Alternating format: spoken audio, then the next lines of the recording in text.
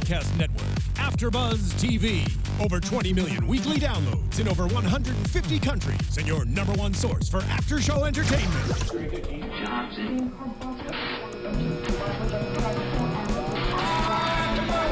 AFTERBUZZ TV, the destination for TV superfans. Producing after-shows for over 300 of your favorite TV shows. Interviewing celebrities and showrunners. And bringing you behind-the-scenes exclusives. All thanks to E! Entertainment's Maria Menounos, producer Kevin Undergaro, and internet leader Akamai. Now, let the buzz begin! Hey, heathens. Welcome into another episode of Salem. I can't talk. I'm sorry. We're reviewing The Wine Dark Sea today. I am Bobby DeMuro. That is Marisa Serafini. Hello. You can follow me on Twitter at Bobby DeMuro. Her on Twitter at Serafini TV. Yeah. Dude, I know your Twitter handle. Yes, you You do. tweet it all the time. Hey, speaking of Twitter, this is fun. We are live streaming the show on YouTube right now. Like it's, 11, what time is it? It's 11:24. Pacific time on Sunday night. We are live streaming on YouTube. If you are watching, you can comment. Marisa has a laptop. She is looking at your comments. You can also tweet us. She's on Twitter. You can see that at Serafini TV, at Bobby DeMuro. If you've got questions, if you've got comments, we would love to hear from you live. If we don't hear from you live, if you catch this after the fact, so you can still comment. We look at these things literally all week. And remember, as you're commenting, let's give them this again. Sammy Hanratty is going to be here next Sunday night. We're going to make her stay up late. She's going to be here at 11 next Sunday night. Well, we have a lot to say to her. Yeah, we do. She plays Dolly, of course. Dolly had a role in this episode tonight that we are going to talk about. But if you have any questions for Sammy, the actress who plays Dolly, about her role, about Dolly, or more generally about Salem, she's been on the show for 2 years now, you can ask her. You can comment in the YouTube comment box. Give us your questions. People have been doing it. I got them all written down. We're going to ask her those questions. Thank you very much. Yes. And we want to keep hearing more from you guys. So do that. Tweet us those, whatever you got to do. Okay, Marisa, let's get into it. Okay, Bobby. The Wine Dark Sea. Where do we begin? What about Von Marburg versus Mary? I liked this interaction because this is the first time they're physically in front of each other. And because we know Countess knew of Mary, and Mary knew of each other, but physically now together. And I liked how, just even the blocking, how they squared up. It's like, I don't know who to root for. When the scene started, and I said this to you, I was like, Mary is so in over her head. When the scene ended, I said, wait a second, Von Marburg has way underestimated Mary. I don't think Mary will win. We don't really know who's going to win and what they're going to win yet. Yeah. But Von Marburg's powerful, and I think she comes with maybe more power than Mary and a longer line of power, that Essex witches comment she kept making to Mary. But Mary is not as helpless as she's been led to believe. George is the wild card. We'll talk about him in a second. But Mary walked into that room the clear underdog and walked out an equal fighter. The reigning champ. Yeah, at least an equal fighter, maybe better. Maybe for verbal accusations. Yeah. She won the verbal fight. She won the battle. The war has not been decided. Yes, the first battle has been fought. I think it's interesting because we also see just physically when those two are communicating. We also see Countess. She is in two places at once, very active in both places. She has stronger abilities and more control over her witchcraft, and she has experience, age, and just experience, and she knows her craft better than Mary does. And that's where I was like, Countess has the upper hand in Mary. And like, granted, Janet Montgomery's great, and I feel like her character and just her as an actress, she's gorgeous, but she has so soft features physically. I don't see her as a threatening person. We only know she's threatening because what her character is capable of. But physically, I didn't see her as like, oh, I'm after you and it's going down. This is unrelated to this, but I just have to get it out there because I don't think it's a personal person. I think it's a public person. Janet Montgomery reminds me so much of somebody. and I can't figure out who. And I don't think it's, what I mean is, it's not like a friend of mine. It's somebody we all know. It's somebody in public or another actress or like, I don't know, an athlete. She reminds me of somebody so much, and I cannot. Watching this tonight, the scene when she was in bed and John, her son John, woke her up, and she was like there with the covers, like, what did you hear? What did you see? That whole scene, I didn't pay attention because I was like, I've seen you before in another person. I'm sorry, that's unrelated. I apologize for going off script, but something's going on. Anyways, yes. Back to Von Marburg and Mary. I just wanted to get that out there if you guys, think of anybody. Von Marburg is... I'm having trouble taking her seriously because she's so decadent. She's so lavish. The things she wears, the way her ship is set up, the way her, furniture and interior design, and this Sebastian who's like, basking at her. Just everything about it is so elaborate. And when I see stuff like that, because I do the Kardashian show, I'm a bit of an expert on superficiality. Why do you always have to bring up Kardashians? Because this is going somewhere. Show? This is going somewhere. Well, go there fast. Goodness. Because when you have such superficial, elaborate, lavish things, you're covering something. You're covering because you are insecure, or you're fake, or your self-confidence is low, or you're worried about being defeated, or a combination of all those. Insecurity. And Von Marburg is so elaborate, it almost makes the show a little ridiculous in not necessarily a good way, and I'm having a hard time taking her seriously. Okay. I hate to say that.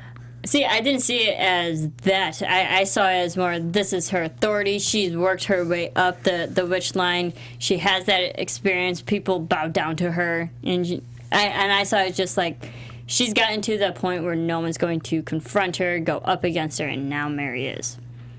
And so she's a little wrecked. But I think that's also just, she lived in a different time than Mary does. Maybe that's how her culture was and how her coven was back then. I mean, that could be, and that's true, but like also, because these witches are not of the world, and they're living in a world that is not human and finite, possession shouldn't matter. They shouldn't really care. What's the difference? They want the grand rite to come. They want, to release the apocalypse effectively. What's the difference with what you're wearing and stuff? So her elaborateness to me is just like, it's totally misguided. It seems like it's a lot of wasted energy. It seems like it's a lot of wasted bluster, when if you really wanted to control Mary, you would actually do that, or fight Mary, or do whatever, without needing to put on such a show. Maybe she feels like she needs it to rule in town. Like we see her coming into town in the coming attractions for next week. Yeah. So maybe she feels like she needs to put this on to be respected by the humans to get that point. I think it's the front. But at a certain level, you're like, why are you doing all this stuff? It seems so overdone to me, because Mary's a wealthy woman of the natural world, but she's not way overdone. No, but also that's a way I think she's protecting herself, because if you go over the top, people are automatically going to point you out and question you. Von Marburg. Very, very calculated on Mary's part, so there's a reason why she's somewhat more subdued. But I think Countess, I think that's just her way of showing, this is my power, this is my authority. I guess. We're going to see a lot more of her. Maybe. I wasn't feeling her at all. Not at all. I mean, I liked the character. I liked the battle with Mary. But there was something about it that just took me out of it, because she looked so weird. she looked so over the top. It's like if you had asked purposely over the top. Yeah, if you'd asked like a 9-year-old to be like, what do you think a queen lives like? That's what you would come up with. That's the set. It was like, okay, I get it. She's a countess, so you want to drive that home. But it was a little too much. I don't know. Okay. That's just me. Fair enough. But about this Mary and Von Marburg thing, we've now seen Sebastian, Von Marburg's, Son. Is it his son? Her son? I'm pretty sure it's his son. I thought she was just like, an executive assistant. Well, because, we had the whole topic of son kissing the mother. Yeah. And we saw a lot of that tonight. Yeah. The male son witch kissing the mother. And now we know a reason why he's doing it. Yeah. We thought it was just part of their culture, the way that witches and greet each other. I don't know, but there is a reason behind these kisses. It's to taste and learn more about their enemies. You pass it. That's the way they pass the information on. Sebastian seems a lot like, in a way, maybe like a Cotton Mather, you know, or an Isaac, kind of a useful idiot. He's von Marburg's useful idiot, you know, and we'll learn more about him, I'm sure, but he was not giving off a good vibe tonight. No, and I think from the first few episodes of this season, I thought nothing of him. I thought he was just a pawn, another pawn, just another player that's off to the wayside that really doesn't have a lot of character growth to him, and like not a story. He doesn't move the story forward.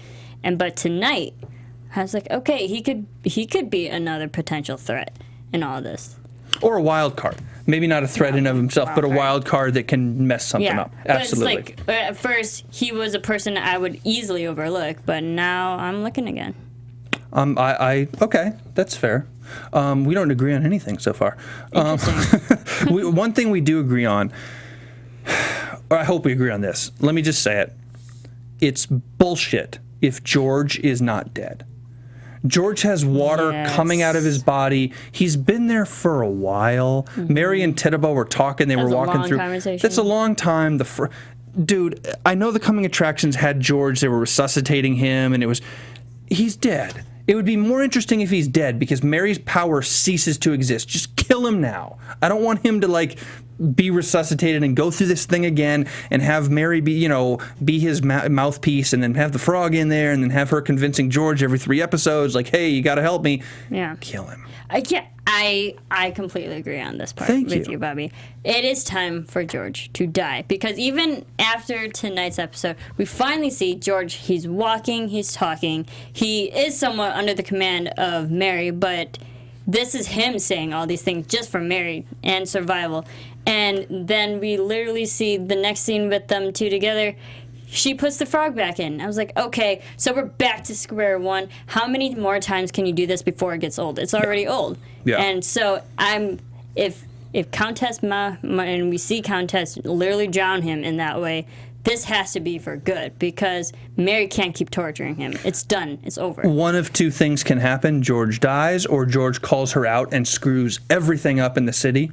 Either way, I think that's too easy. But either way, those are the only two things that can happen because everything else is just kicking the can down the road. It's been kicked enough.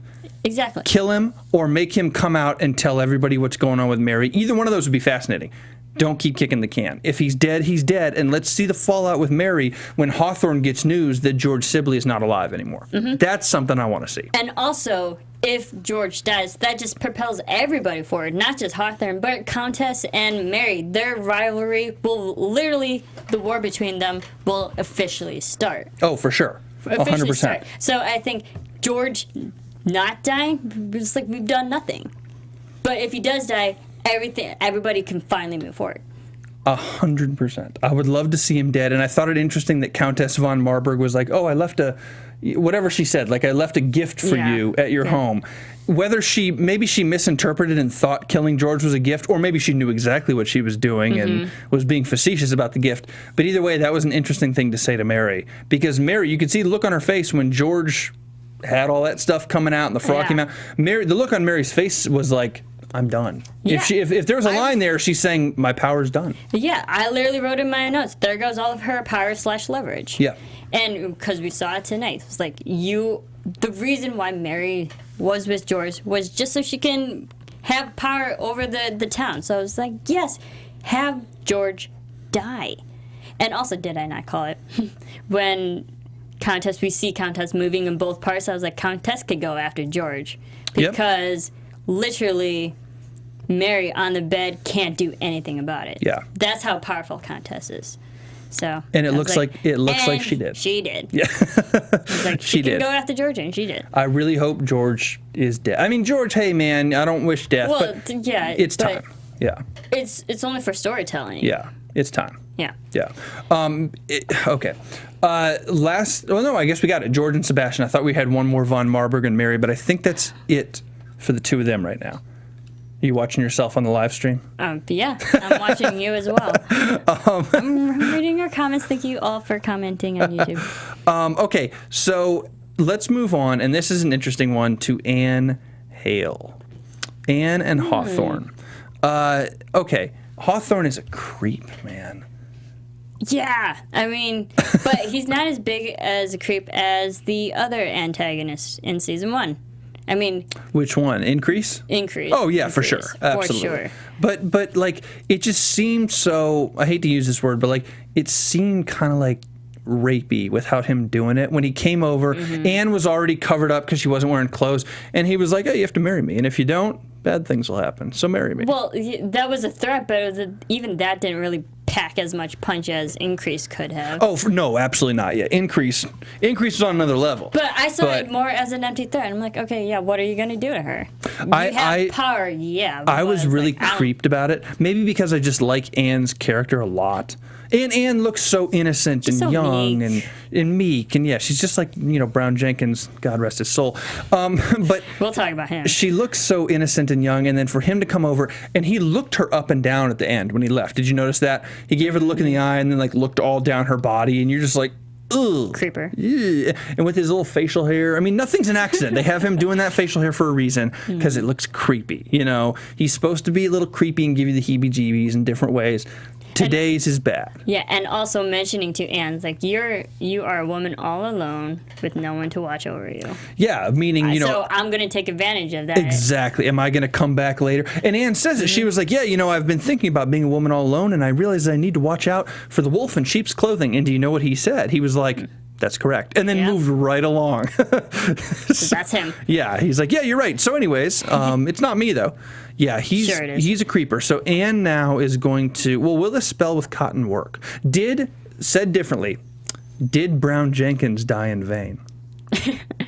I think the spell will work because this is like really the first spell Anne has casted herself. Yeah. So, and I think, again, just propels her character forward. Like, she is really starting to become a witch, get into the witchcraft, honing her skills.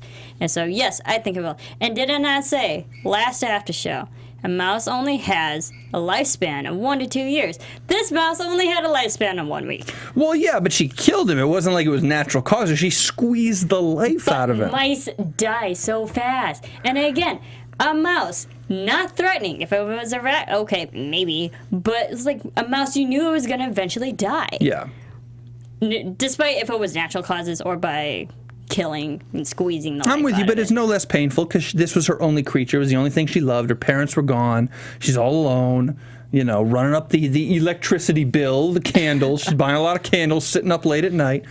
But she's candles, man. They don't come cheap. They do. In that era, they did not come cheap. No. But she's all alone, and she's got Brown Jenkins, and he's gone. Now, bigger question related to this, I think, with how much trouble she had killing Brown Jenkins for the spell, and how much trouble she had when the spell generally, when she went to marry and was like, what do I do? I don't want anything but marrying him. What do I have to do? I don't believe Anne wants to be a witch. I think Anne wants to get out. She's very hesitant, yes. And I don't think Anne really knows that she is a witch or a demon. I think Say it every after but show. Mary, I know, but Mary kind of like told her today. She's like, "You're a witch," which just reestablishes it, and we all know it, and Anne knows it, but maybe she doesn't want to admit it to herself. But I really think maybe this is my prediction. I'll touch upon it later, but I think Anne's maybe gonna try to find a way out and be like, you know what, this isn't for me. I don't think there is a way out. No, you're stuck. Well, but also the thing is, she's so new. It might not be too late.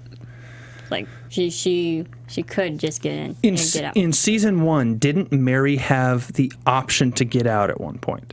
Remember? In like the middle of season 1, I don't remember what it was. If somebody knows, if somebody's watched the DVDs recently, comment on the YouTube or tweet us or whatever.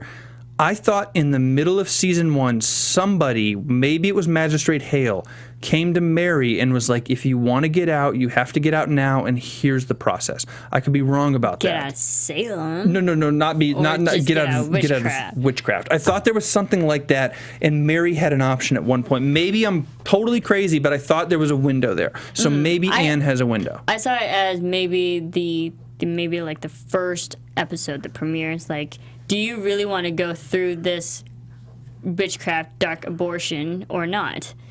No, there was that for sure. I say maybe that, I see that as the only experience and only window and option that Mary can back out of something. Oh, okay.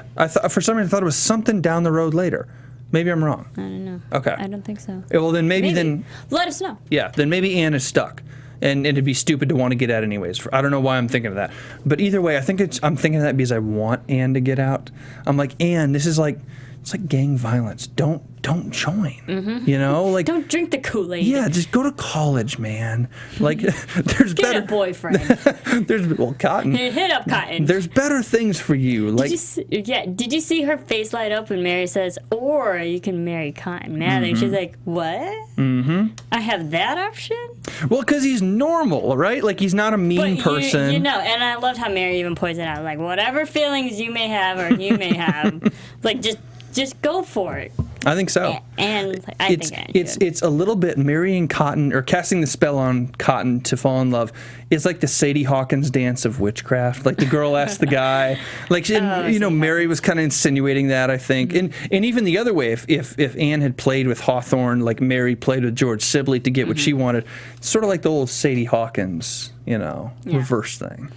Pretty progressive witches. I was like, especially for Salem. I was like, good on Anne for being that girl. Trendsetter.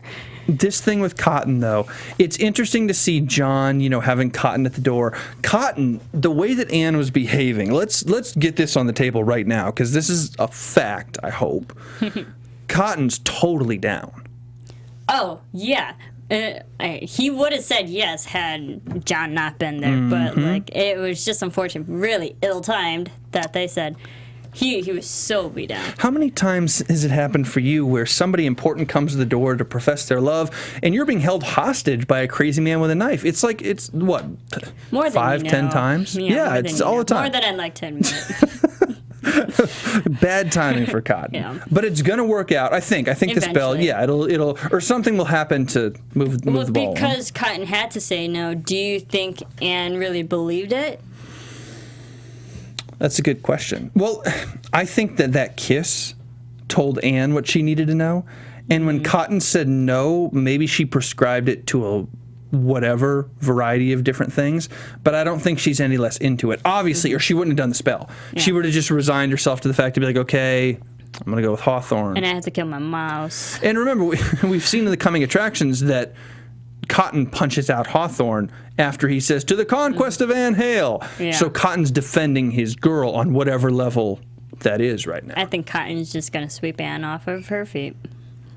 I hope. You watch. I hope. Mm-hmm. That is the one acceptable Cotton team over John and Cotton for me, is Cotton and Anne. I'm cool with that. I like that relationship. Yeah, I really do. I'm good with that one. Yeah, I think that's a good relationship. Produce cute kids, maybe like ginger kids, Cotton's not like ginger, but he's got that kind of like pale look going on because he doesn't go outside very much. They have to at least one redheaded. Oh, yeah, for sure. Totally. Yeah. Totally. Maybe there'll be Demon Spawn who love Jesus because Cotton's got the minister thing and Anne's doing whatever the hell Anne's doing. And Anne comes from a very powerful bloodline. Mm-hmm. Their kids are going to be witches. And Cotton comes from a very powerful bloodline. Well, think about the Mathers. The Mathers are a very powerful bloodline. So just in human form. You're talking about a family that's going to get into the country club here in a year or two. Yeah, talk about a pedigree. Good Lord. These people are betting on horse races and stuff every Sunday. Okay, let's move on before we get stupid.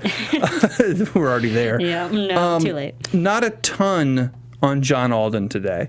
But with talking about Cotton and Anne, we did see him. We moved the ball. But like I said, he's going to strap down Cotton just so he can't say anything. That was it. And we moved the ball a little bit. Yep, I'm alive. We moved the ball a little bit on his story, but nothing kooky. Nothing too major. Yeah. Yeah, I mean... He really wasn't a factor tonight. No, he wasn't. But he will be. We just know that now he's gone. He's left Cotton. Cotton's free to do whatever. I think Cotton's going to keep quiet about John. There's nothing for Cotton. There's no reason for Cotton to go tattling on John, saying, hey, he's alive. But does John know that Anne is a witch?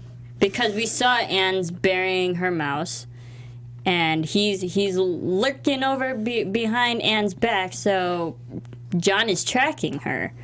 What will that do to that relationship? That's a good question. Did we... let me ask you this. Did we know that John knew it was Anne?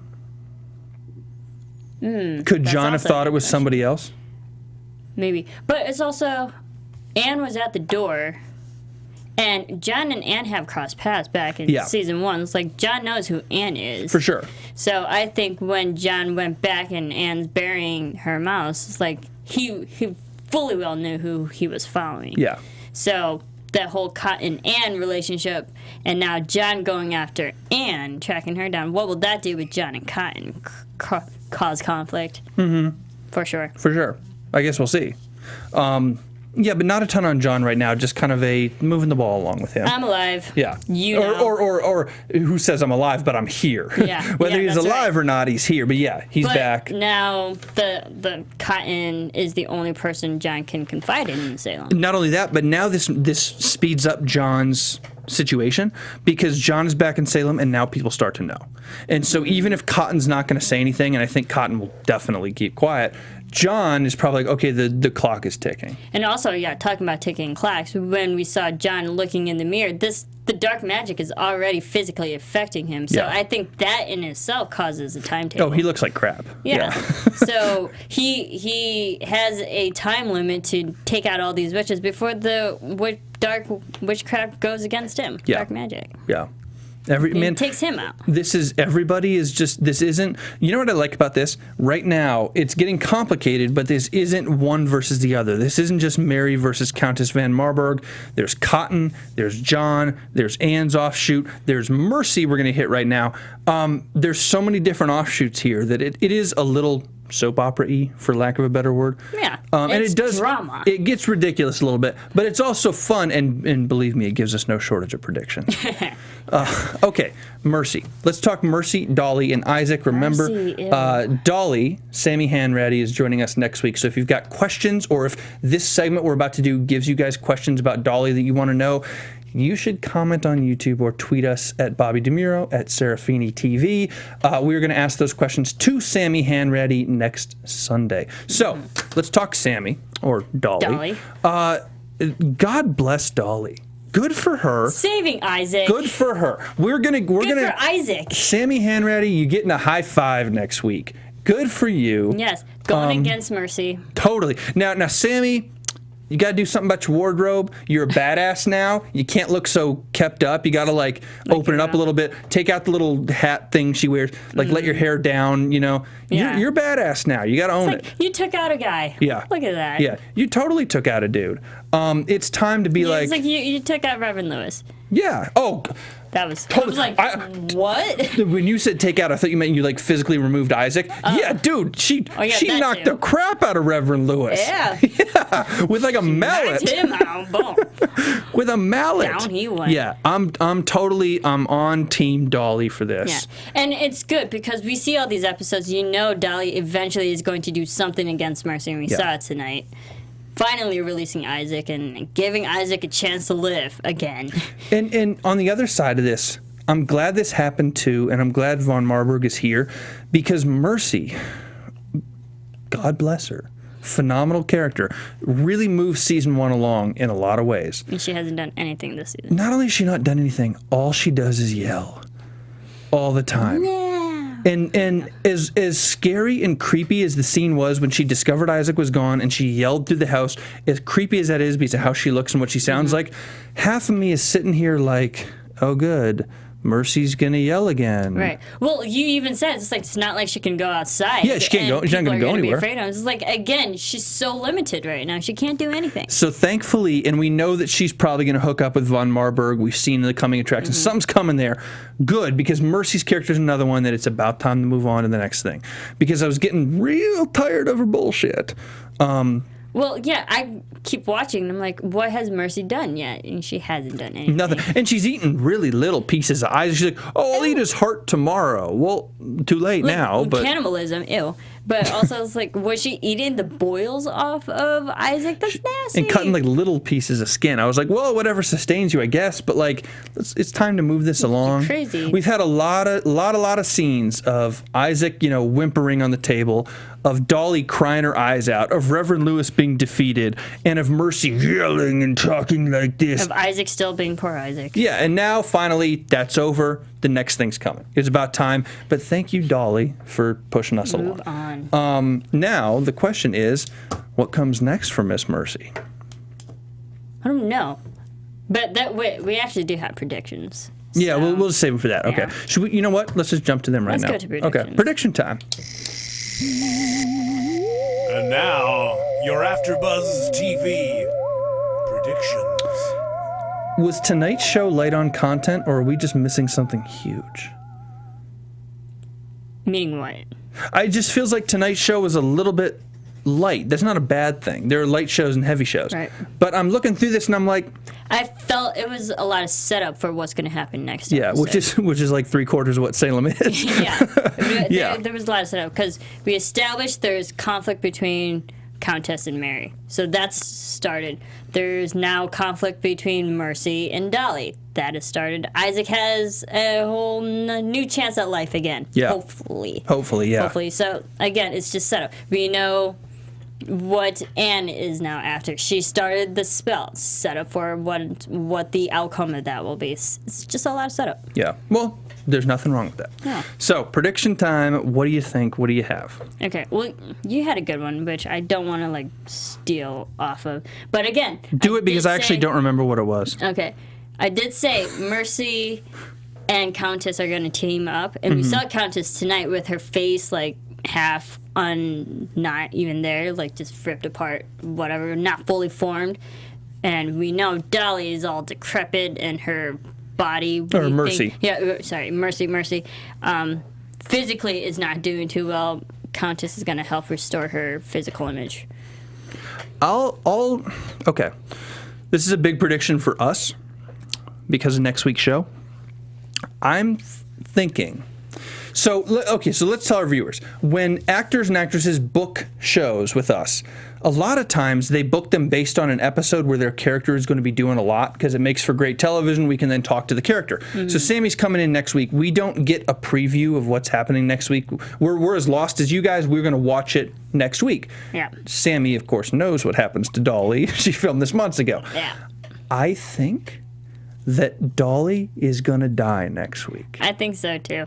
Because the very last shot of the preview that we saw for next week, we saw blood dripping down from There's Always a Girl above the body. We see the blood dripping down to maybe Countess. And I think that girl's going to be Dolly. Because Mercy's going to catch up with Dolly, be like, what did you do? Why did you release Isaac? And you have turned against me, so I'm going to turn against you, strap you up, and kill you. Mercy's going to track Dolly down. Yeah. Yeah. Yeah. She's been done wrong. I hope I'm wrong. It was only a matter of time that her last common ally is going to turn against her. So who does she have now? Countess. There. That's it. I'm kind of sad. That's it. I hope that doesn't happen, but I that's my prediction. Dolly's going to die. Yeah, I think so too. And Isaac is not gonna die. I'll go further with that. I think Isaac's gonna be with this show the whole damn time. He's gonna go through everything. Somehow he's gonna be like Kenny in South Park. He's gonna go through everything and be standing at the end. Yeah. Did you like that South Park reference to Salem? I don't watch South Park. I don't like that show. But also, I think Dolly saving Isaac's life was that one redeeming last moment Dolly will have. For sure. She did something good. Or she'll do something next week. She might do something to Mercy or something on next week's show before being because killed. we see Dolly just following all these orders of Mercy. I think this or next week would be the last good thing that she can end on. 100%. Yep. So, I redeemed myself. On that note, as we wrap up, again, we said it, this is our third time be listening. I'm just kidding. I'm not mad. Speaking about Dolly, Sammy Hanratty will be here next week. So, questions again. We've gotten a lot of them on YouTube from a couple weeks ago. Yeah. I've got them all in a Word doc. So, keep asking anything you want to know about Dolly's character. We'll see what happens to her next week. Or Salem in general from Sammy. She'll be here on May 10th, a week from today. And we're also still giving away the press kit next week. There you go. So next week's the giveaway day. Yeah, and Sammy will be here too. So if you haven't, ever sign it. That would be actually awesome. Boom. Okay, we'll do that. We'll totally do that because it's easy to do. So we'll have her sign the press kit. So if you haven't yet, subscribe on iTunes, subscribe on YouTube. Yes, leave your name, comment, and rate the show. Tell us what you love about it. Tell what you love about Sammy on iTunes. Also, leave your Twitter handle so we can properly tag you and reach you. Gotcha. Okay, so one more time. Rate and comment on iTunes. Rate us 5 stars. I mean, if you want to win this thing. Rate and comment. Tell us what you love about the show. We'd love to hear your feedback for real. And then leave your Twitter handle in the comments so we can tweet you, whoever the winner might be. We're picking somebody at random. And Sammy Hanratty is going to sign that thing. We're going to make her sign. That's a good idea. We'll definitely do that. And she'll be here next week. So that's it. I'm at Bobby DeMuro. She is at Serafini TV. You guys should tweet us right now. You can also comment on YouTube all week. We'll be looking at the comments all week as we always do. But that's it this week on Salem, guys. Thank you for watching. We'll see you in 7 days. From executive producers Maria Menounos, Kevin Undergaro, Phil Svitek, and the entire AfterBuzz TV staff, we would like to thank you for listening to the AfterBuzz TV network. To watch or listen to other after shows and post comments or questions, be sure to visit AfterBuzzTV.com. I'm Sir Richard Wentworth, and this has been a presentation of AfterBuzz TV. Buzz you later. The views expressed herein are those of the hosts only and do not necessarily reflect the views of AfterBuzz TV or its owners or principals.